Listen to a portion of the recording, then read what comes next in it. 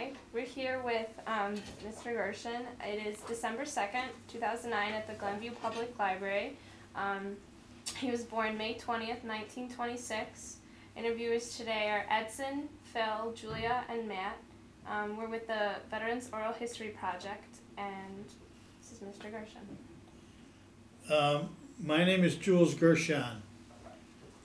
I attended the Sullivan High School and graduated in 1944, at which time I entered the Navy. Right after graduation, I graduated in June, and I entered the Navy the next day. I was stationed at the Great Lakes Naval Station for my basic training, and then I was assigned to the sonar school at Key West, Florida, and I was there for about 7 or 8 months, after which transferred to the North Carolina battleship BB-55, which we aborted in Boston, Massachusetts, from the Navy Yard. I served on that ship until I was discharged in 1946, where I then went to Navy Pier, which was the Chicago campus for the University of Chicago. University of Illinois, excuse me. I stayed at the University of Illinois and finished a bachelor's degree there and my law degree, JD, and I've been in the practice of law for 60 years. Now, you are interested in how this picture came about, which is one of the most famous pictures in the world. I just happened to be in the right place at the right time. I was on ship. The word came through that the Japanese were suing for surrender. It was in August of 1945, and our ship was docked in the Hudson River. We'd been called back from going overseas. We were on our way to Japan to take part of the invasion. And we were called back, and everybody on the ship got shore leave, and that's me staggering down the street in Times Square. And with that, you ask whatever questions you have. Were you drafted or did you enlist? No, I enlisted. I enlisted in May. My birthday was in May. I enlisted in April.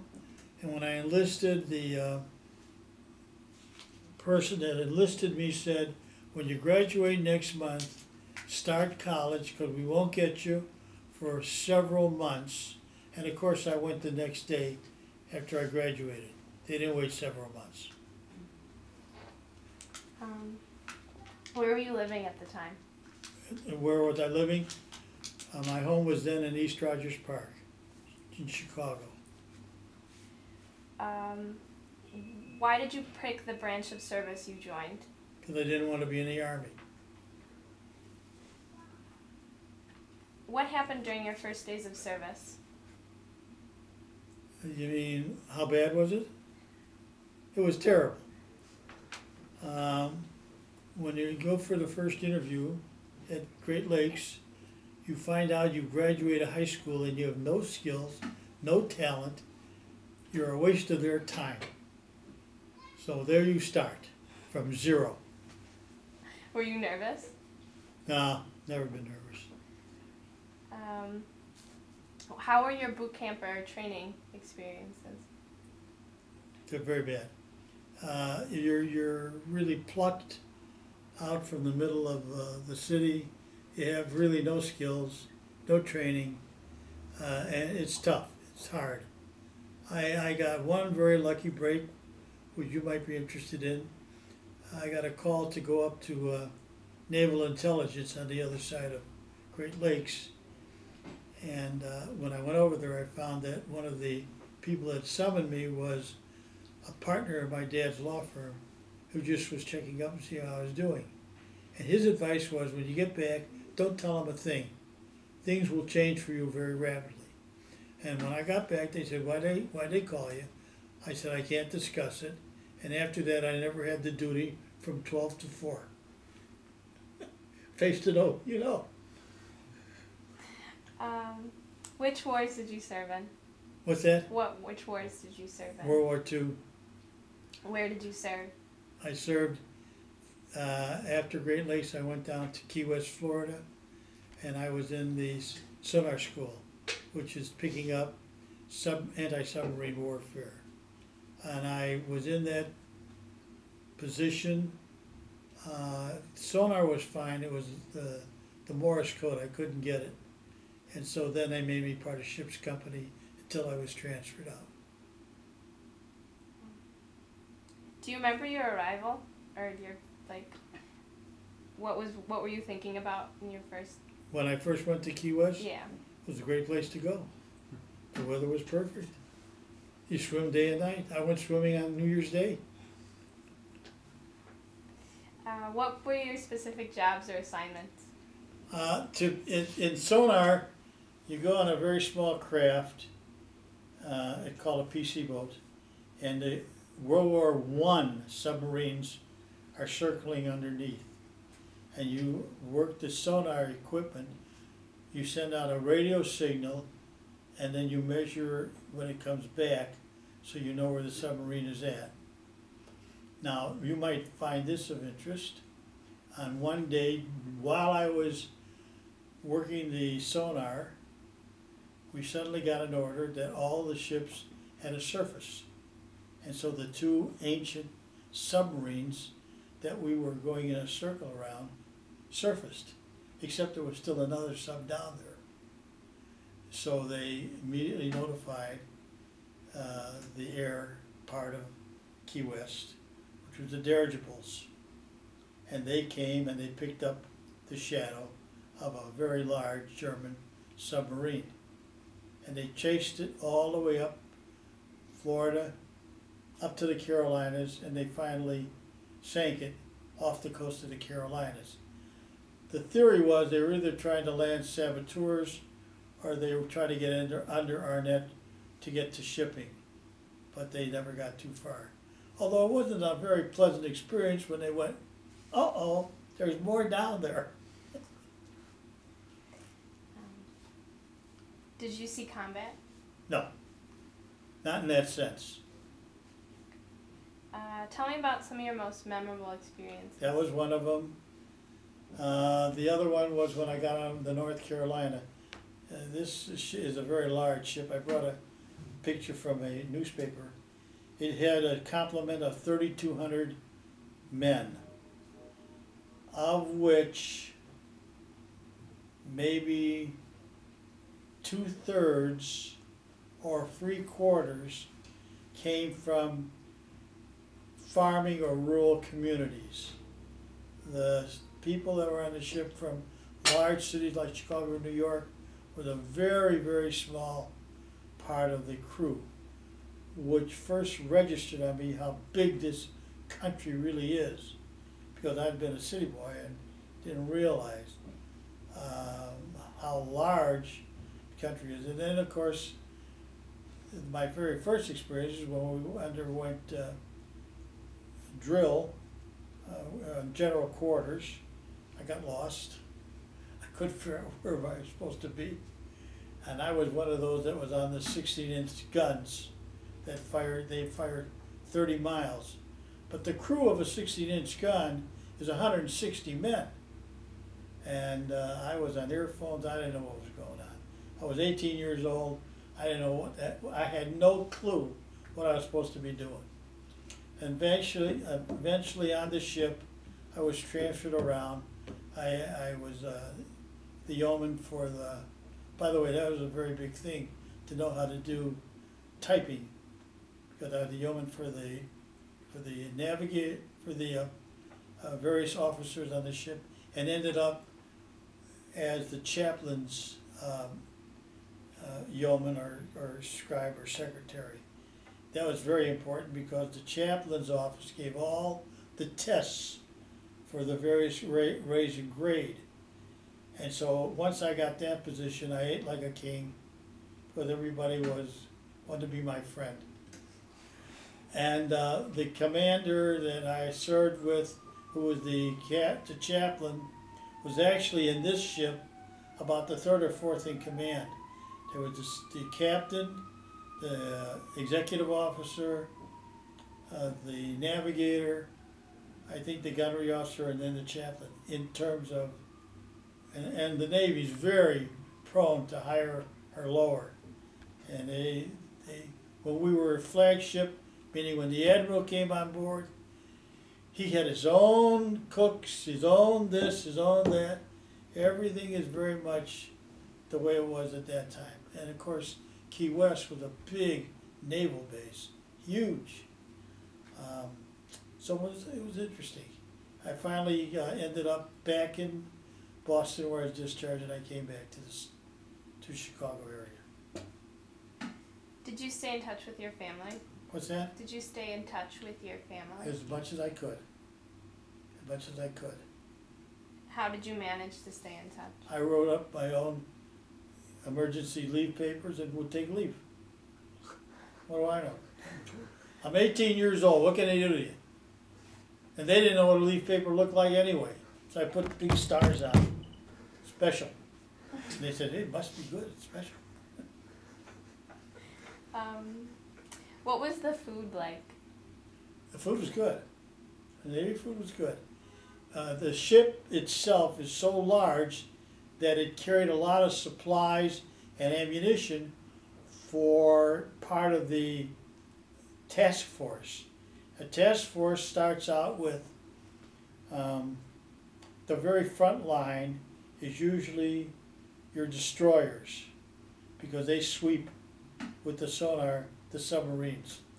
Then behind them come the other fighting ships until the big one that you have to protect is the carrier. So we were the first ship in front of the carrier and back that far in line. Now we carried food for a lot of these ships that didn't have the room for it. We carried their food and their munitions, and they would transfer a lot of this because the capacity was enormous. The North Carolina itself was probably equivalent to a hotel of 10 to 12 stories from top to bottom. One experience I had, which you might find interesting, we were coming down New York Sound from Boston toward New York, and while in New York Sound, I was up with the navigator, up on the bridge with the captain, and there was a big 500-pound buoy right in the middle of the New York Sound. And the captain said, "Commander, there's a buoy right dead ahead of us." And the commander, with his head down, working with his charts, said, "Yes, sir, I'm aware of it." And then we got a little closer, and he announced 500 yards, and then 400 yards, and 200 yards. He said, "Commander, we're getting much closer." He said, "Yes, sir," and we're going to try, and of course we hit it. And it blew it to smithereens. And I went down to where the crew was, and I said, "Now I know why they bring a pilot on board these ships to bring them into the harbor. Because if they didn't, the Statue of Liberty would disappear." And which was probably true. When were times when you felt pressure, or what made things stressful? When you're in the middle of the ship and they're firing those big 16-inch guns, that's a lot of pressure. And they can't fire them forward. They have to fire them from the side because the ship moves. It's an enormous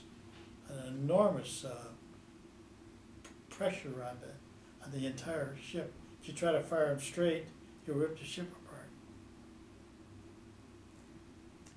Is there anything you did for good luck? For good luck? I believe in luck. Did you keep a diary? No. On the ship, how did people entertain themselves? Well, we would go to shore, half and half, if we were in an area where you could go to shore. We had movies. We had like a soda fountain, a drugstore. We had libraries. We had a lot of things that you would find normally in your life experiences. There was nothing unusual about that. Did you have a lot of close friends? I don't think so. I had acquaintances and friends, but I lost track of all of them once I started college, except for a very few. I brought this picture to show, this was a fella who's now deceased, but he and I were together at Sound School in Key West, and 50 years after the war ended, his grandson, who by that time was going to Annapolis, looked me up in the internet and found me in 2 minutes. We met together, and he was from the South Side or from Indiana, I don't remember which, and we went for dinner at Phil Schmidt's, had a wonderful time, and I recognized him as soon as I saw him, and that was very emotional, and then he died within a year. So that was that. I have it.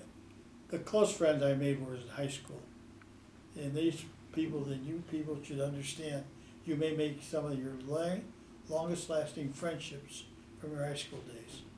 It's hard to say the same with college. It's too big, unless you're in a fraternity or sorority. But you're surrounded by it. I mean, when I go to reunions, I don't know anybody there. Of course, I'm one of the last ones to still go. What was your opinion on your officers? In general or specifically?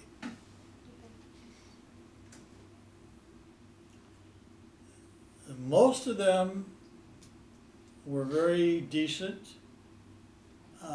tried to understand that they were in a command position, and some of them were bastards. They used their position as being over you to your detriment. They'd have you do things you shouldn't do, and you're afraid not to do them. And of course, there's an age difference. You're 18 or 19, and you're talking to somebody who's 25 or 30. A certain amount of respect that you just give them because of their age. So it's like anything else in life. You pick and choose. I had some nice friends on the ship because my typing skills were less than adequate, but I bluffed my way through because I got others to do it for me. And we put out a newspaper. I mean, it was like anything else. When you came home, what did you do right afterwards? Immediately, the day after I got home, I went down to Navy Pier and enrolled at the University of Illinois for school, for college. What was it like to go to school after coming home from service? I appreciated it more. And the appreciation was obvious.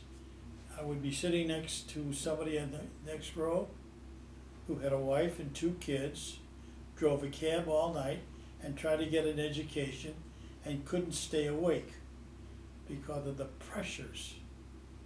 And here I was, with no particular pressures, I studied. For me, it was the goal, was to get that degree. And these people would like to get the degree. Physically, they just couldn't do it. Too many pressures. Did you join a veterans organization? In the beginning, yes, not anymore. Do you attend reunions? What's that? Do you attend reunions? I attend reunions of the ship. No, because we don't have any, as far as I know. I don't attend reunions from my Navy days because I don't really know or kept in touch with any of them. The reunions I attend are from high school, and I've already explained why. Did your military experience influence your thinking about the war or military in general? At 18, you think about nothing. You just want to go out and have a good time. How about now? Now, of course, I have very strong opinions about the necessity for sending young people into a situation where their lives are at risk, and I'm very much aware of the toll it takes And I'm also very much aware of the fact that and sometimes you have to do these things. Yeah, I would not necessarily want to be the President of the United States and have to make those decisions that you know is going to end up in the death and maiming of a lot of young people who didn't do anything wrong. But it's part of life.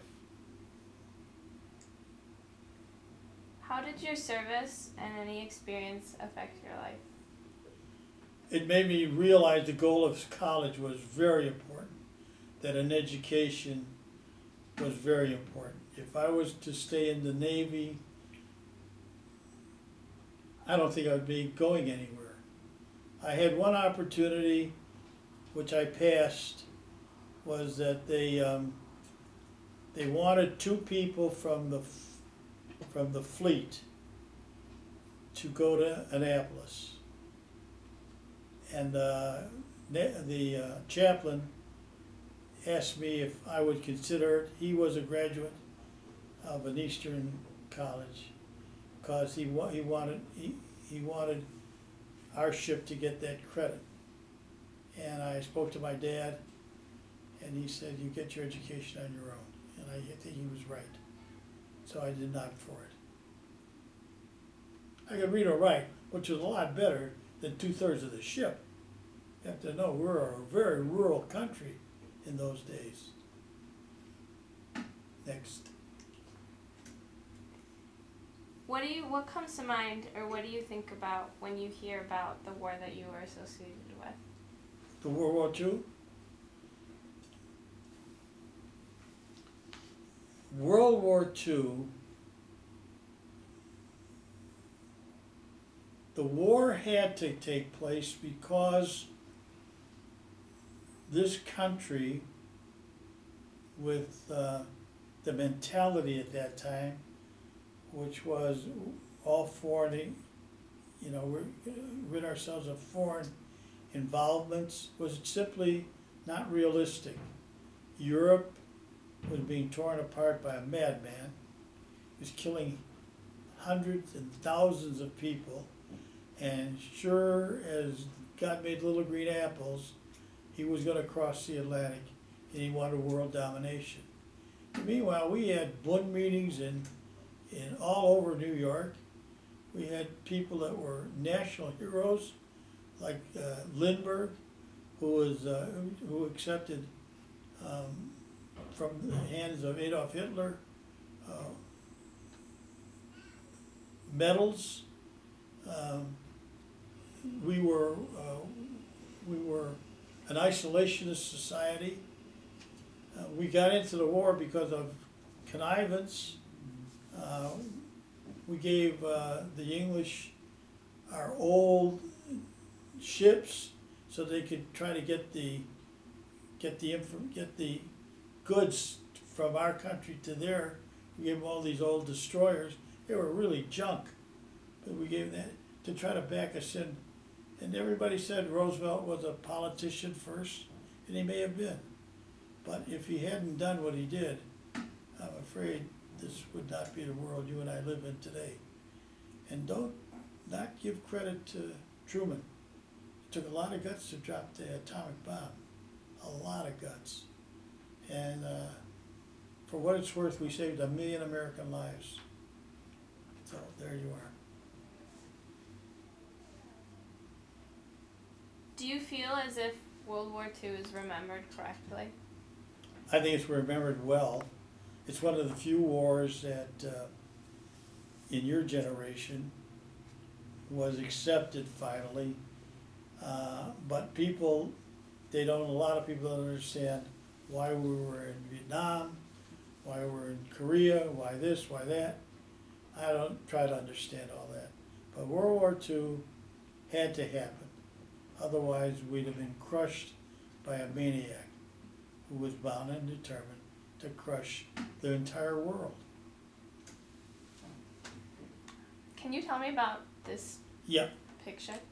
Now, I do not take credit for me being here. I never knew this was me until I started getting letters and these things from friends of mine who said, "You're in a very famous picture." Now keep in mind that when Time Life did it, they cropped, so you didn't see it all. I didn't realize that they have much larger pictures than this. Then finally a friend of mine bought me this book, so I get a better look. And that's the picture, and there you can see the whole face.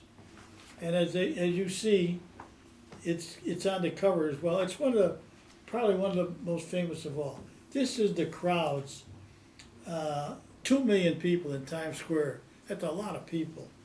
And now that they've convinced me that's me, I decided to look up one of my old Navy pictures, which is me here. And when I look, I say, yeah, I guess that is me. And of course, I remember going ashore. We were right in the Hudson River, just a few blocks from Times Square. I remember that. I remember walking. I just don't remember him taking a picture. If he had, I'd have jumped into it. So that's it. I just happened to be in the right place at the right time to be part of a very famous picture. And I just brought this along. It's from a newspaper, but it does show the North Carolina. You can see it's a monstrous ship. It's just enormous. And this isn't the biggest because we were part of the Iowa class, and there were later classes in the Missouri where they took the surrender is actually one step newer.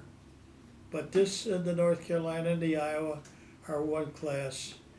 And usually a battleship is where the admiral would call the shots from. By the way, you have to understand, the Navy's the Navy. You're sitting in a room like this, there's the captain, the navigator, the gunnery officer, there's me, and there's about 8 others, and the admiral. And the admiral, in effect, says, tell them all to make a left turn. And they send the code message down to the decoding room. They type it up. They run upstairs. They give it to the captain. It says, message from the admiral. He says, make a left turn. And I'm thinking, why don't you tap on their shoulder and say, hey, bud, turn left? But they had to do it their way. So by the time the order came back, we were down another 300 or 400 yards. It was hysterical. But that's the Navy way. When you see this picture, because it is in a lot of places, yeah. Do you remember that day? I remember the day. I remember being in Times Square. I remember the enormous crowds, yes. And I know exactly where the ship was. We just came right across. This is Riverside. We come up out of Hudson Bay, you cross Riverside Drive, and you're not there far from Times Square. Is there anything else you'd like to add? I'm fine. If you people are fine, I'm fine. I don't know if I've answered all your questions. I tend to make light of a lot of things because it's easier than getting heavy and serious. But I thank you for inviting me, and I hope that for what it's worth, something out of this. But again, I didn't do anything particularly heroic. I just was there. Thanks for coming today. You're welcome. You all set? I think so. Yeah.